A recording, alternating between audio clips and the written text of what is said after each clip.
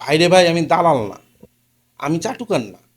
আমি যদি দালাল হইতাম, আমি যদি চাটুকার হইতাম, তাহলে অন্ততপক্ষে আমার এই এত কম রেজুলেশনের একটা ক্যামেরা দিয়ে ভিডিও করতে হইতো না। আর আমার অন্ততপক্ষে আর কিছু না হোক, অন্ততপক্ষে আমার যে কিছু অসুখ আছে সেগুলোরও চিকিৎসা করতে পারতাম। আমি দালাল না। এই যে ইউনুসের এই চুক্তিটা, ইন্টারিম সরকারের চুক্তিটা, এই চুক্তিটা মূলত আমি পক্ষেও না, এটা বিপক্ষেও না, এটা বাস্তবতা। এবং আমি এটা একদম কোড আনকোড, এটা অসম্মানজনক একটা চুক্তি। এবং বাংলাদেশে এই অসম্মানযুক্ত চুক্তিটা কিন্তু একা করে নাই। বিশ্বের প্রায় 50টার অধিক দেশ বাধ্য হয়ে মাথা নত করে এই চুক্তি করতে হয়েছে। আপনাদেরকে বুঝতে হবে যে বাংলাদেশের ওই লিভারেজ নেই, বাংলাদেশের ওই লিভারেজটা নাই যে আমি বার্গেন করব আমেরিকার সাথে। আমার দেশে এমন কোনো পণ্য তৈরি হয় না যেই পণ্য আমেরিকা নিতে বাধ্য, যেই পণ্য আমেরিকা না নিলে আমেরিকার অর্থনীতি ধস নামবে, এমন কোনো পণ্য আমরা বানাই না। আমরা শৌখিন পণ্য, গার্মেন্টস পণ্য বানাই, যেটার আবার কম্পিটিটর অনেক দেশই আছে। কম্বোডিয়া আছে, ভিয়েতনাম আছে, ইন্ডিয়া আছে। এই দেশগুলো চাইলেই আমাদের মার্কেট নিয়ে নিতে পারে আমেরিকা। আমাদের দেশের যে রেমিটেন্স আসে, সেই রেমিটেন্সেও আমাদের এমন কোনো পাওয়ারফুল পজিশন নেই।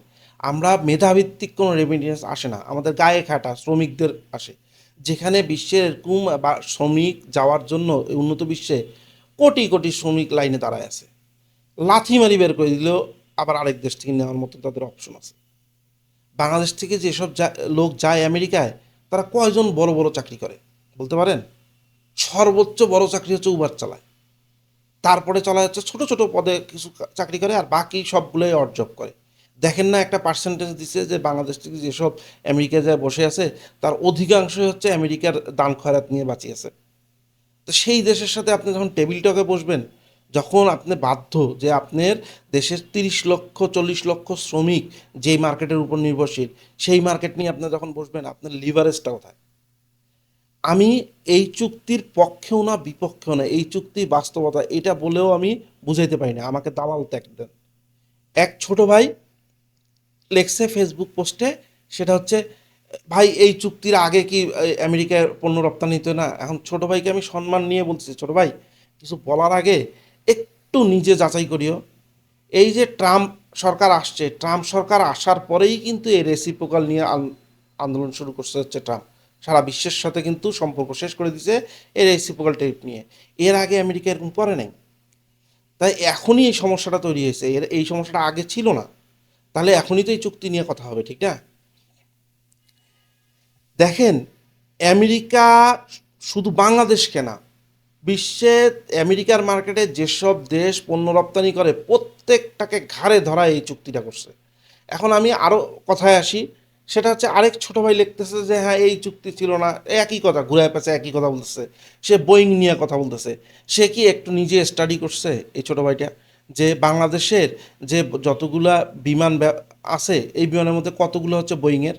এবং বাংলাদেশের যে সিভিল এভিয়েশনের যে ইঞ্জিনিয়ারিং সেক্টরটা আছে, সেটা কি বোয়িং সেন্ট্রিক নাকি এয়ারবাস সেন্ট্রিক? এখন আপনি লিভারেজটা তো একটাই, সেটা হচ্ছে আমরা ক্রিয়েট করতে পারি যে হ্যাঁ আমরা কিছু কিছু পণ্য যেগুলো আমরা অন্য দেশ থেকে কিনি, যেই দেশে আমরা পণ্য পাঠাই না, সেই দেশের পরিবর্তে আমরা বর্তমানে আমেরিকা থেকে নিব। এটা তো ছাড়া করার কিছু নাই, এটা তো বাধ্যকতা। আরেকটা ছোট ভাই এসে বলতেছে হচ্ছে নন ডিসক্লোজার বিষয়ে। দেখেন, এইটা একটা সে আসলে জানে না হয়তো, কারণ তাকে জানানোর জন্য বলি, নন ডিসক্লোজার এইটা হচ্ছে গুজব ছড়ানো হচ্ছে যেটা, সেটার মধ্যে একটা ফাঁক আছে। ফাঁকটা কীরকম আপনাকে বলি।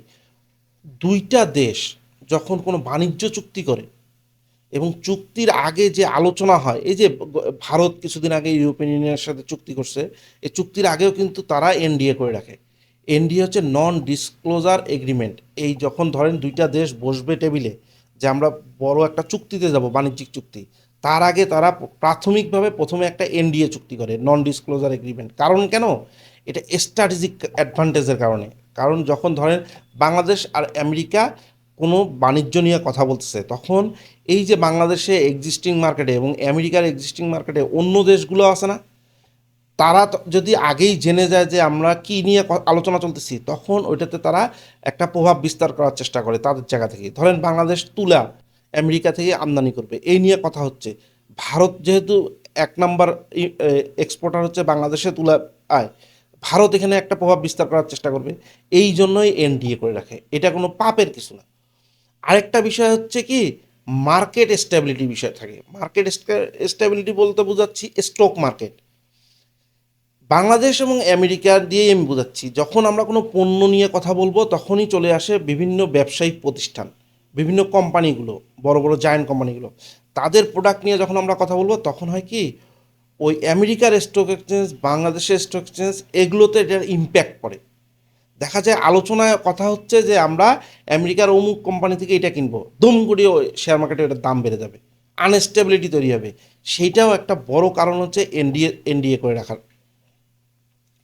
দেখেন আমরা হচ্ছে আমেরিকায় কী কী পণ্য পাঠাই, আমরা খুব অল্প কিছু পণ্য পাঠাই। তার মধ্যে সিংহভাগ পাঠাই হচ্ছে আরএমজি, রেডিমেড গার্মেন্টস, আর পাঠাই হচ্ছে হোম টেক্সটাইল, আর পাঠাই হচ্ছে সামান্য পরিমাণে হচ্ছে ফুটওয়্যার অ্যান্ড লেদার প্রোডাক্ট, আর পাঠাই হচ্ছে হ্যান্ডিক্রাফটস এবং হিমায়িত চিংড়ি।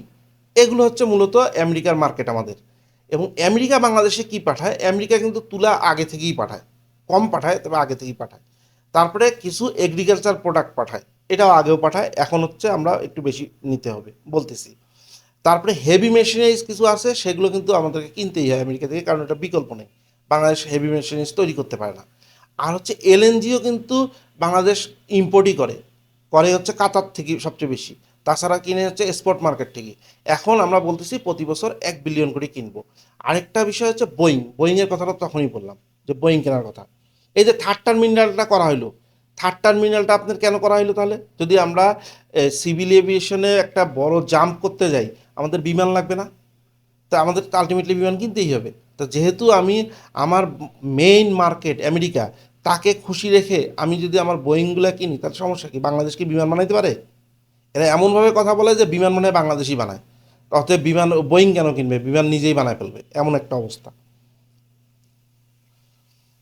দেখেন 2015 সালে হচ্ছে $6 বিলিয়ন আমরা আমেরিকার মার্কেটে এক্সপোর্ট করছি, আর আমদানি করছি মাত্র $1 বিলিয়ন। 2018 সালে আমি মাঝখানে গ্যাপ দিয়ে রাখছি হচ্ছে স্ক্রিনটা ছোট রাখার জন্য। 18 সালে হচ্ছে $6.5 বিলিয়ন হচ্ছে আমরা এক্সপোর্ট করছি, আর ইম্পোর্ট করছি 2.4। এই 18 সালে কিন্তু বাড়া শুরু করছে আমেরিকার, এটা ভালো একটা ট্রেড ডেফিসিয়েট কমায় নিয়ে আসা। 2024 সালে সেটা গেছে হচ্ছে 8 বিলিয়ন। আমাদের আমেরিকার মার্কেটটা আরও বড় হয়েছে, আমরা $8 বিলিয়ন উপরে হচ্ছে পণ্য পাঠাইতে পারছি, এবং ইম্পোর্ট করছি 2.29 বিলিয়ন। 2025 সালে এসে কিন্তু আমাদের এক্সপোর্ট আরও বাড়ছে আমেরিকার মার্কেটে, এবং হায়েস্ট হয়েছে আমেরিকার মার্কেটে। $9.5 বিলিয়ন আমরা পাঠাইতে পারছি, আর ওই ইম্পোর্ট করছি হচ্ছে 2.3 বিলিয়ন। তারপরেও একটা বড় সমস্যা থেকে যায় হচ্ছে ট্রেড ডিফিসিয়েট। ট্রেড ডিফিসিয়েটটা হচ্ছে বাণিজ্যিক বৈষম্য। আমাদের আমেরিকায় যে পণ্য পাঠাই এবং আমেরিকা থেকে যে পণ্য কিনি এক্সপোর্ট ইম্পোর্টে, এখানে হচ্ছে মার্কেট শেয়ার 80% বাংলাদেশের এবং 20% হচ্ছে আমেরিকার।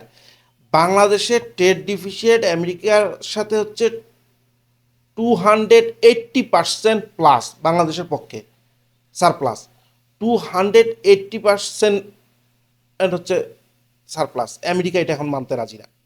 এত বড় হাই ডেফিসিয়েট নিয়ে তারা বাংলাদেশের সাথে ব্যবসা করতে রাজি না। কারণ আপনি তাকে কি বলবেন? আমেরিকার সাথে যখন আলোচনায় বসবেন, আপনি কি নিয়ে বার্গেন করবেন? যেখানে আমেরিকা যদি বলে যে তুমি আমার দেশে কাপড় বিক্রি করো, তোমার কাপড় তৈরি করার জন্য তুমি তুলা কিনে হচ্ছে ইন্ডিয়া থেকে, সেই ইন্ডিয়া তোমার কাছে, তোমার ট্রেড ডিফিসিয়েট এত হাই, কিন্তু সেইখানে তুমি কথা না বলি, তুমি তুলা আমার কাছ থেকে না কিনে, আমেরিকা থেকে না কিনে তুমি কিনতেছো ইন্ডিয়া থেকে, আর এদিকে আমেরিকার কৃষকরা তুলা বানায় বসে আছে। তো আমেরিকাকে আপনি কি বুঝাবেন এই বিষয়ে? দেখেন আরেকটা বিষয় খুব গুরুত্বপূর্ণ, সেটা রেমিটেন্স। বাংলাদেশে যে রেমিটেন্স আসে, সেটায় কোনো বছর আমেরিকা থাকে 1 নম্বরে, কোনো বছর সৌদি আরব থাকে 1 নম্বরে। এই সৌদি আরব থেকে কোনোবার সবচেয়ে বেশি রেমিটেন্স আসে, কোনোবার হচ্ছে আমেরিকা থেকে বেশি আসে।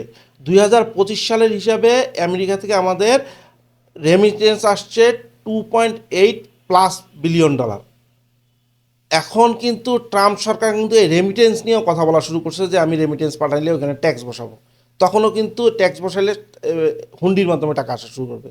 তো এগুলো থামাইতে গেলেও তো আপনাকে আমেরিকার সাথে বসতে হবে, একটা চুক্তিতে আসতে হবে, নাহলে আপনারা বিকল্প বলেন। আমেরিকা বাদে আর কত, এই আমেরিকা সাইজের একটা মার্কেট দেন যে আমেরিকার মতন অন্য আরেকটা দেশ আমাদের কাছ থেকে এভারেজে $9 বিলিয়ন প্রোডাক্ট কিনবে, প্লাস রেমিটেন্স পাঠাবে $4 বিলিয়ন, এরকম একটা সেকেন্ড অপশন আছে আপনার কাছে? তাহলে আপনি বাধ্য হবেন না কেন? আর কোন কোন দেশের সাথে এই চুক্তিগুলো করছে, আর কোন কোন দেশের সাথে আপনারা নামগুলো শুনলে চটকায় উঠবেন একটু স্টাডি করলে। ইন্ডিয়া তো করতে হয়েছে, পাকিস্তান করতে হয়েছে, চায়না করতে হয়েছে, ভিয়েতনাম করতে হয়েছে, কম্বোডিয়া তো করছে, ইন্দোনেশিয়া করতে হয়েছে, জাপান, দক্ষিণ কোরিয়া, ইউরোপীয় ইউনিয়ন, যুক্তরাজ্য, কানাডা, মেক্সিকো, কে বাদ গেছে? সবাইকেই করতে হয়েছে।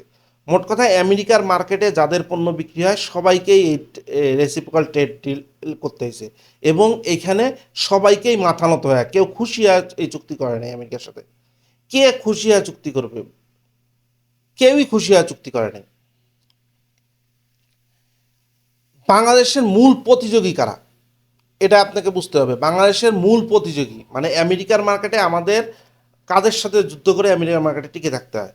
বাংলাদেশের যে আরএমজি রেডিমেড গার্মেন্টসের মূল কম্পিটিশন হয় হচ্ছে ইন্ডিয়ার সাথে, কম্বোডিয়ার সাথে আর ভিয়েতনামের সাথে, এটা মনে রাখবেন। সেই জায়গায় তাহলে ট্যারিফটা কেমন হয়েছে? বাংলাদেশ হচ্ছে 19% ট্যারিফ দিবে, বাংলাদেশের কাছ থেকে 19% ট্যারিফ বসাইছে, ইন্ডিয়ার উপর 18% ট্যারিফ বসাইছে, তারপরে হচ্ছে ভিয়েতনামের উপর 20% বসাইছে, এবং কম্বোডিয়ার উপর 19% বসাইছে। এই সবারই সমান, ভারত 1% কম। এইটা আমি পরে আসতেছি, ভারতের 1% কম হয়ে কিন্তু ভারতের আরেক দিক দিয়ে একদম অবস্থা খারাপ করে দিচ্ছে, সেটা আমি বলতেছি। দেখেন, বাংলাদেশের ইন্ডিয়া থেকে প্রোডাক্ট আসছে $15 বিলিয়ন। 15 বিলিয়ন, সরি, বাংলাদেশ যে $15 বিলিয়ন এলএনজি আমদানির কথা বলতেছে, প্রতি বছর 1 বিলিয়ন করে, মোট 15 বিলিয়ন। বাংলাদেশ তো কাতার থেকেও কেনে, বাংলাদেশ কাতার থেকেই কিনে এলএনজি, বাংলাদেশে তো আর এলএনজি হয় না। তা বাংলাদেশ কাতার থেকেই তো কিনতেছেই, এক্সপোর্ট মার্কেট থেকেই তো কিনতেছে আরও বেশি দামে। তা এখন ট্রেড ডিফিসিয়েট আমেরিকার সাথে কমানোর জন্য যদি প্রতি বছর 1 বিলিয়ন করে কিনতে হয়, তাতে বাংলাদেশের আহামরি কী সমস্যা হবে? যেটা এক্সপোর্ট মার্কেট থেকে কিনতেছে, এক্সপোর্ট মার্কেটের প্রাইস আপনারা একটু গুগল ঘাটিয়ে দেখেন, কেউ বললে মিথ্যা কথা বলে, এক্সপোর্ট মার্কেটের প্রাইস আমেরিকার থেকে বেশি এলএনজিতে। কাতারের সাথে দীর্ঘমেয়াদী চুক্তি আছে, সেটা অনেক কম দামে, আমেরিকার থেকে অনেক কম দামে আমরা পাবো। এখন আবার ইরানের সাথে যুদ্ধ পড়ে কাতার কিন্তু এখন ঠিক মতো এলএনজি কবে দিতে পারবে তার কোনো গ্যারান্টি নেই। তা আপনি এখন কী করবেন? দেখেন, ইন্ডিয়া, এই যে ইন্ডিয়া কি পরিমাণে সারেন্ডার করতেছে এই ট্যারিফ ডিলে আমেরিকার সাথে, সেটা নিয়ে আমি বলি। ইন্ডিয়াকে $500 বিলিয়ন পণ্য 5 বছরে কিনতে হবে। 500 বিলিয়ন, প্রতি বছর $100 বিলিয়ন করে পণ্য ইন্ডিয়া কিনবে হচ্ছে আমেরিকা থেকে। তাও কি কি পণ্য কিনবে জানেন? রাশিয়ার সাথে এত সস্তায় তেল পাইতো আমেরিকা, সেই তেলটা এখন বাদ দিতে হয়েছে, সেই তেলটা এখন কিনতে হবে হচ্ছে সমপরিমাণের তেল কিনতে হবে আমেরিকা থেকে। এলএনজি কিনতে হবে, তারপরে হচ্ছে চিপ যেটা আছে টেকনোলজি এই সেক্টরে, সেটা সম্পূর্ণ কিনতে হবে। আইসিটি প্রোডাক্ট কিনতে হবে, তারপর ডিফেন্স আর অ্যারোস্পেস কিনতে হবে। এগ্রিকালচারের প্রোডাক্টে তো আরও ভারতের কৃষককে মারছে। কারণ কেন? ভারতে একটা উল্লেখযোগ্য পরিমাণে কিন্তু তুলা উৎপাদন হয়, ভুট্টা এবং গম উৎপাদন হয়। এখন ভারতকে কিন্তু ওই তুলা, ভারত যেখানে অন্য দেশে বিক্রি করে, এখন ভারতকে আমেরিকা থেকে তুলা কিনতে হচ্ছে। আপনারা একটু ঘেটে দেখবেন আমি সত্যি বলতেছি নাকি মিথ্যা বলতেছি, তারপরে তর্কে আসবেন। ইন্ডাস্ট্রিয়াল পণ্য তো বাংলাদেশও কিনে আমেরিকাও কিনতে হচ্ছে। একদম বলা হচ্ছে ইন্ডিয়ার কংগ্রেস বিরোধী দল বলতেছে নরেন্দ্র মোদী না, এটা স্যারেন্ডার মোদী হয়ে গেছে। এই চুক্তির কারণে বলতেছে এটা নরেন্দ্র মোদী না, এটা আমেরিকার কাছে স্যারেন্ডার মোদী। এই এই এই আওয়াজ তুলতেছে। এখন ভারতের সাথে বাংলাদেশের চুক্তির মাথা খারাপ হয়েছে কেন? মানে সরি, বাংলাদেশের সাথে যে আমেরিকার চুক্তিটা হয়েছে, এটাতে ভারতের মাথা খারাপ হয়ে গেছে। এখন যে এই যে যারা গুজব ছড়ায় বাংলাদেশে দেখাতেছেন, যেসব চ্যানেল, যেসব নিউজ পেপার, যেসব তথাকথিত বুদ্ধিজীবী, তারা আংশিক সত্য বলে আর বাকিটা পুরো গাঁজাখড়ি কথা বলে। তারা মূলত কেন বলতেছে জানেন? কারণ হচ্ছে এই বাংলাদেশের সাথে আমেরিকার যে চুক্তিটা হয়েছে, এই চুক্তিটাতে আসলে মাথা খারাপ হয়ে গেছে হচ্ছে ভারতের। कल अमेरिका ने बांग्लादेश के साथ ट्रेड डील साइन करी और यह भारत के लिए बहुत बुरी खबर है। समझिएगा क्यों। भारत के ऊपर अमेरिका ने 18% टैरिफ लगाया था, बांग्लादेश के ऊपर 19% टैरिफ लगाया। बांग्लादेश के टेक्सटाइल, वहां की अपैरल, वहां के गारमेंट्स पर 19% टैरिफ लगाया, लेकिन उसके साथ एक क्लॉज डाला गया है जो हिंदुस्तान की डील में नहीं है। इसको जीरो एक्सेस क्लॉज कहते हैं। इसका क्या मतलब है कि बांग्लादेश के गारमेंट मेकर्स अगर अमेरिकी कॉटन और अमेरिकी यान से कपड़ा बनाएंगे तो उस पर 0% टैरिफ लगेगा। हिंदुस्तान की डील में ऐसा कुछ नहीं है, हमारे ऊपर तो 18% टैरिफ लगना ही लगना है। यह खबर हमारे लिए दो स्तर पर बहुत बुरी है। पहली, इससे सबसे ज्यादा नुकसान हमारे कॉटन, हमारी यार्न इंडस्ट्री का होगा, जो लोग कॉटन उगाते हैं। इसलिए होगा क्योंकि बांग्लादेश हमसे बहुत सारा सूत, बहुत सारा कॉटन खरीदता है। अब वो ये कॉटन अमेरिका से खरीदेगा क्योंकि ऐसा करने पे उसका फायदा होगा। दूसरा नुकसान हमारे एक्सपोर्टर्स का होगा। हम पर तो 18% टैरिफ लगेगा, लेकिन बांग्लादेश वहां से खरीद कर जब बनाएगा तो उस पर 0% टैरिफ लगेगा। तो 18% जिस पर टैरिफ लगेगा और जिस पर 0% टैरिफ लगेगा, पौ 12 तो 0% वाले की रहेगी। अब नरेंद्र मोदी चिकनी चुपड़ी बातें कर ले और पीयूष गोयल जो है 50 और इंटरव्यू दे दें, इससे यह सत्य नहीं बदलेगा कि सूरत हो, पानीपत हो, तिरुपुर हो, कोयंबटूर हो, नोएडा के कई इलाके हो, दिल्ली के कई इलाके हो, जहां पर यह बड़ा काम होता है टेक्सटाइल्स का, गारमेंट्स का, यहां त्राहिमाम मचा हुआ है। लेकिन क्या सरकार को कोई फर्क पड़ रहा है, या सरकार अभी भी बस चिकनी चुपड़ी बातें करने में, बड़े बड़ी किस्से कहानी बनाने में मशगूल है? পুরাই মাথা খারাপ হয়ে গেছে ভারতের মাথা খারাপ হওয়ার কারণটা একটু বুঝেন। বাংলাদেশের সাথে ভারতের ব্যবসা কি নিয়ে আমরা বলি কি, ওই যে আলোচনা করি যখন, তখনকার বলি যে পেঁয়াজ নিয়ে কথা বলি, কাঁচামরিচ নিয়ে কথা বলি, চাউল নিয়ে কথা বলি। এগুলা খুব নগণ্য পরিমাণে ইন্ডিয়া থেকে আসে কিন্তু এগুলা কিন্তু বড় না, মানে এগুলার আয়তনে অনেক বড় না, সাইজে অনেক বড় না। মূলত আসে হচ্ছে ভারত থেকে বড় অ্যামাউন্টের, সেটা হচ্ছে এই তুলা, সেটা আসে হচ্ছে এই ফাইবার, সেটা আসে হচ্ছে এই গার্মেন্টস রিলেটেড অনেক পণ্য। 5300 আইটেমের প্রোডাক্ট আসে বাংলাদেশে ইন্ডিয়া থেকে। এই 5300 আইটেম প্রোডাক্টের মধ্যে সবচেয়ে বেশি আসে হচ্ছে কটন, আর এইখানেই আমেরিকা আঘাত করছে। সেকেন্ডে আসে হচ্ছে ফাইবার, যে ফাইবারের তৈরি সুতা আছে, সেই সুতা, সেটাতেও আঘাত আনছে।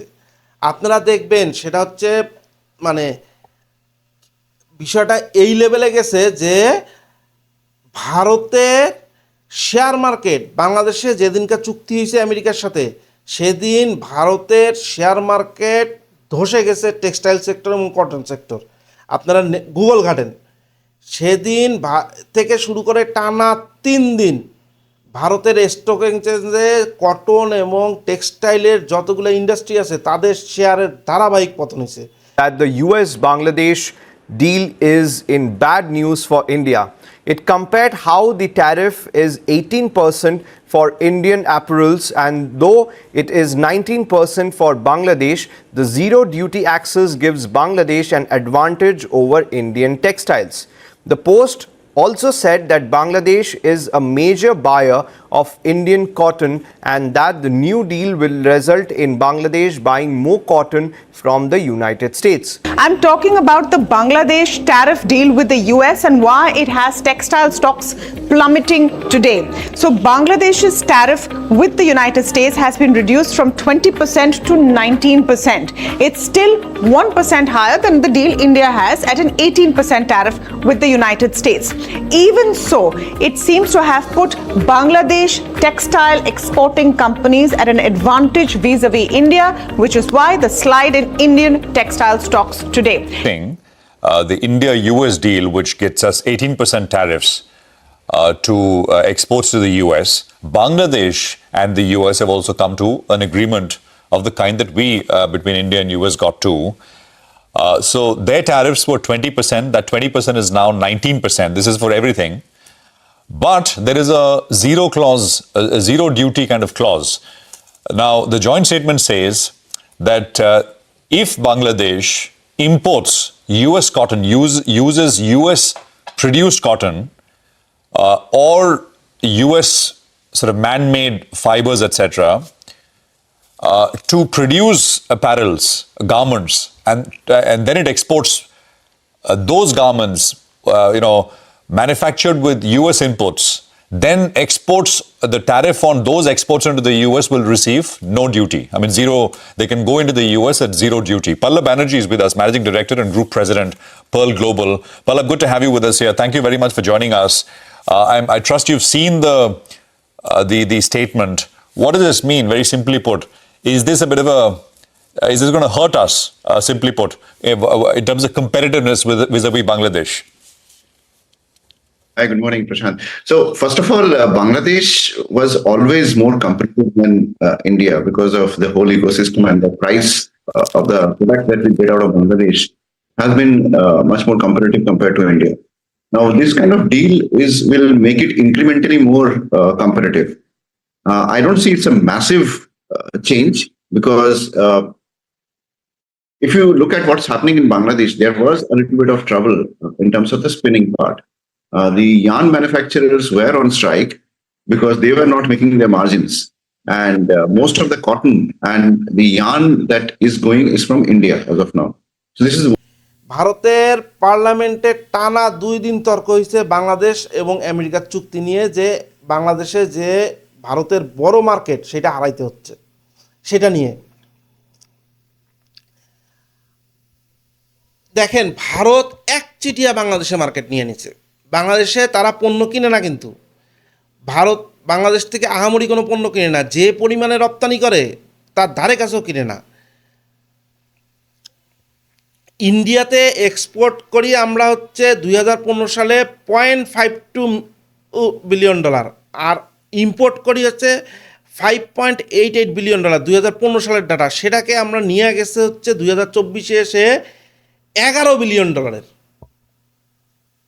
আপনি তৎকালীন আওয়ামী লীগ সরকার ভারত থেকে $11 বিলিয়ন আমদানি করত আর রপ্তানি করতো মাত্র $1.6 বিলিয়ন।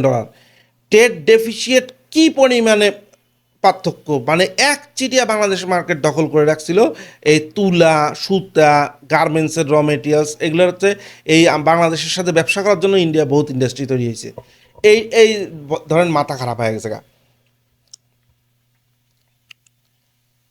দেখেন কি ট্রেড সারপ্লাসটা কোন জায়গায়। ইন্ডিয়ার যে 9.46 আছে সেটাতে একটা বড় আঘাত আসতে যাচ্ছে কিন্তু এই যে তুলার বিষয়ে এবং ফাইবার এবং টেক্সটাইল ফেব্রিক্সের বিষয়ে। এই জন্যই মূলত এই গুজববাজি শুরু হয়েছে। এই গুজববাজির মূল কারণ হচ্ছে এইটা, যে ইন্ডিয়া বাংলাদেশে মার্কেট হারায় ফেলতেছে।